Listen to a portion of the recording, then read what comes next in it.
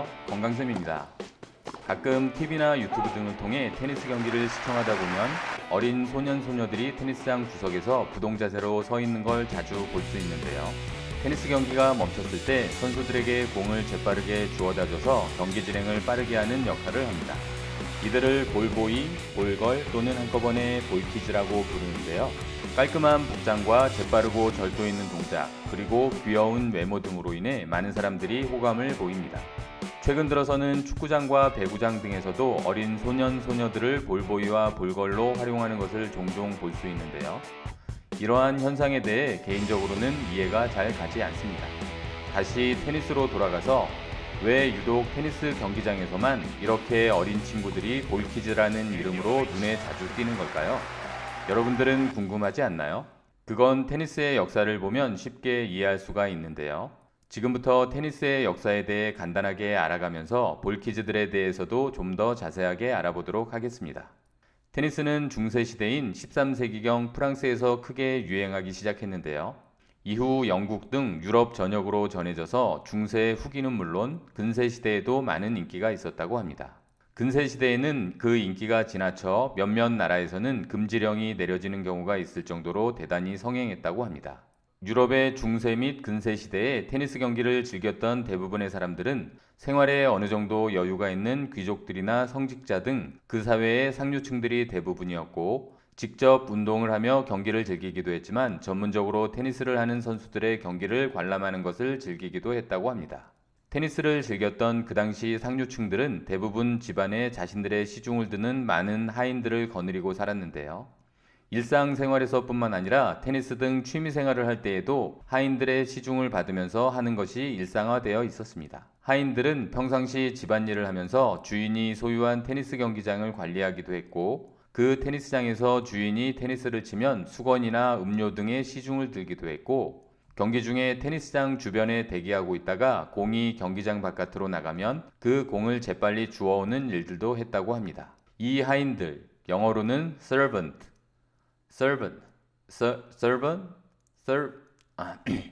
서번트라고 하겠습니다. 이 하인들, 영어로 서번트들의 존재가 테니스 경기의 용어에도 영향을 미쳤다고 하는데요. 그건 바로 서브라는 용어입니다. 네트를 사이에 두고 하는 모든 스포츠 경기는 서브로 시작하는데요. 이 서브라는 용어는 테니스에서 전해졌다고 하는 설이 가장 설득력이 있습니다. 중세와 근세 시대의 테니스 경기에서는 지금처럼 위력적인 서브는 존재하지 않았다고 하는데요. 그 당시에는 코트 주변에서 공을 주워주던 하인들이 주인에게 공을 정확하게 던져주면 그 공을 바로 쳐서 상대편 코트로 넘기면서 경기를 시작했다고 합니다. 여기서 하인, 즉 서번트들이 하는 행위, 다시 말하면 서번트들이 테니스장에서 아웃되거나 네트에 걸린 공을 대신 주워 던져주는 행위를 서브라고 했고, 이 용어가 굳어져 서브라는 스포츠 용어가 되었다고 합니다. 시대가 발전하면서 테니스 경기를 처음 시작할 때 공을 던져주는 서번트들의 역할과 서번트라는 신분은 사라졌지만, 테니스를 즐기는 일부의 사람들은 코트 밖으로 나간 공을 주워주는 역할을 할 사람들이 여전히 필요하다고 판단했는데요. 그 역할을 지금 이 소년 소녀들이 하고 있는 겁니다. 여기까지 보면 하인들이 하던 일을 저렇게 어린 친구들이 하고 있다는 생각에 볼키즈들에 대한 우려와 비판적인 생각이 들 텐데요. 이 영상은 누군가 또는 무언가를 비판하기 위해 만든 것은 아닙니다. 끝까지 시청하면 좀 더 객관적으로 바라볼 수 있을 겁니다. 이를 위해 얼마 오래지 않은 최근의 역사를 조금만 더 자세히 알아볼까요? 2차 세계대전이 끝난 후 1950년대부터 70년대까지 전 세계, 특히 서구 사회는 정치, 경제, 사회, 문화적으로 비약적인 발전을 했는데요. 이 시기에 많은 스포츠 종목들이 체계적으로 자리를 잡았고 점점 많은 인기를 얻기 시작했습니다. 특히 1980년대와 90년대의 테니스 종목은 영국, 프랑스, 미국, 호주 등 서구 여러 나라들을 중심으로 선풍적인 인기를 끌었는데요. 이러한 인기는 우리나라를 포함한 전 세계 여러 나라로 전파되었고, 그로 인해 많은 사람들이 테니스에 관심을 갖고 테니스를 직접 즐기고 싶어 했습니다. 그래서 여러 곳에 많은 테니스장이 만들어졌고, 다소 저렴한 라켓과 공들이 대량 생산되어 판매됐고, 이로 인해 많은 사람들이 테니스라는 스포츠를 보다 쉽게 즐길 수 있게 되어 이후 대중적인 스포츠로 자리 잡았습니다. 하지만 1950년대 이전에는 일반 서민들이 테니스를 즐긴다는 것은 매우 어려운 일이었는데요. 먹고 살기가 바빠서 시간적인 여유가 없었을 뿐만 아니라 이 당시에는 테니스장 이용료는 물론이고 라켓과 공을 구입하는 비용이 경제적으로 아주 큰 부담이었기 때문입니다. 그래서 1950년대 이전까지의 테니스라는 스포츠 종목은 경제적인 여유가 있는 사람들만이 즐길 수 있는 취미생활이었는데요. 당시의 테니스는 경제적으로 여유 있는 사람들, 특히 백인 상류층들만의 전유물처럼 여겨졌고 많은 사람들이 테니스를 귀족 스포츠 또는 상류층 스포츠라고 인식했던 이유입니다. 예전 그리고 현재까지도 유럽 등 서구에서는 많은 부유층들이 테니스를 즐기고 있는데요. 이들의 마음속에 테니스는 상류층 스포츠로서 본인들을 대표할 수 있는 스포츠라는 인식과 그에 따른 자부심과 애정이 상당히 많이 자리 잡고 있다고 합니다.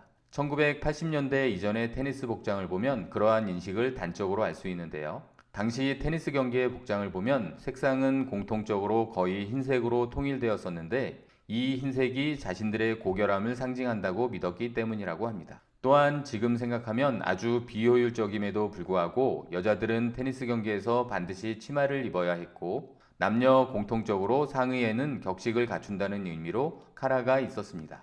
이야기가 너무 길어졌는데요. 이처럼 테니스장의 볼키즈들의 유래를 돌이켜보면 상류층, 정확하게는 자기 자신이 상류층이라고 생각하는 사람들의 특권의식으로 만들어진 과거의 산물인 것 같아서 그다지 유쾌하지는 않습니다. 또한 어린 볼키즈들이 역할을 하는 테니스 경기장의 환경 또한 매우 우려스러운데요. 테니스공은 야구공이나 골프공처럼 딱딱하지는 않지만 코트를 왕복하는 공의 속도를 보면 그 위력이 대단함을 알 수 있습니다. 특히 인류 선수들의 서브는 최고 시속이 240km가 넘을 정도로 엄청나게 빠른데요. 경기 중 빗나간 서브가 볼키즈들을 향해 곧바로 날아가는 아찔한 상황도 자주 발생하고 선수의 스윙 중 놓친 라켓의 위협을 받기도 하며 심지어는 덩치 큰 선수와 부딪히는 경우도 많습니다. 이로 인해 많은 사람들이 테니스장의 볼키즈들에 대해 심각한 우려를 표하고 있으며 어린이들의 인권 보호를 위해 당장 폐지되어야 한다고 주장하기도 합니다. 하지만 정작 볼키즈로 참여하는 당사자들인 어린이들과 그들의 부모들은 생각이 좀 다른데요. 세계에서 가장 오랜 역사를 자랑하는 윈블던 테니스 대회 같은 경우 볼키즈를 대상으로 한 훈련 캠프가 정착되어 이들의 훈련을 위한 체계적인 프로그램과 전문 인력들을 갖추고 있고 볼키즈로 선발되기 위해 수많은 소년소녀들이 지원하여 그 경쟁률도 대단하다고 합니다. 또한 볼키즈로 선발되어 전문 훈련을 마치고 코트에 서는 이들의 자부심도 대단하다고 합니다. 일부 볼키즈들의 경우 화제의 중심에 서서 많은 인기를 누리기도 합니다. 지금까지 테니스장의 볼키즈들에 대해 알아봤는데요. 여러분들의 생각은 어떤가요? 스포츠를 사랑하고 스포츠의 진정한 의미를 알고 있는 사람들이라면 한 번쯤은 깊게 생각해볼 문제인 것 같습니다. 판단은 여러분들에게 맡기도록 하겠습니다. 그럼 여기서 마치겠습니다. 감사합니다. 건강